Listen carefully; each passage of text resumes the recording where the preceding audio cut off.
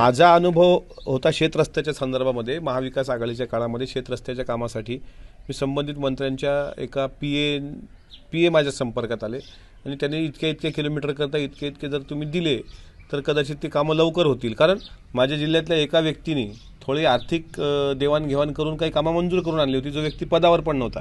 मी त्यांना म्हटलं, मी आमदार असून पण कामं होत नाही तर संबंधित व्यक्ती कुठल्या पदावर नसताना कामं कशी होतात.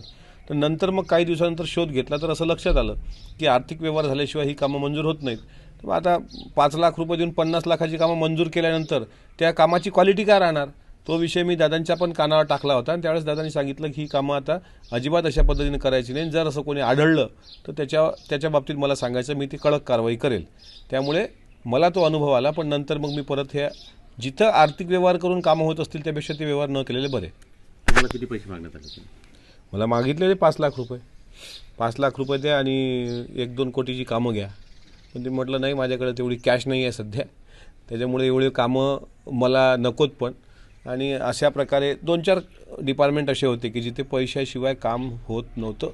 मंत्र्यांनी मागितलेले नाहीत, त्यांच्या OSDचे जे खालचे हे असतात, काय म्हणतात त्याला, PA किंवा PAच्या खाली आर्थिक व्यवहार सांभाळणारे, आपण त्याला म्हणू चमचे म्हणूया आपल्या भाषेमध्ये, दलाल म्हणा, चमचे म्हणा, असे चमच्यांचा फार मोठा सुळसुळाट त्या मंत्रालयामध्ये आहे.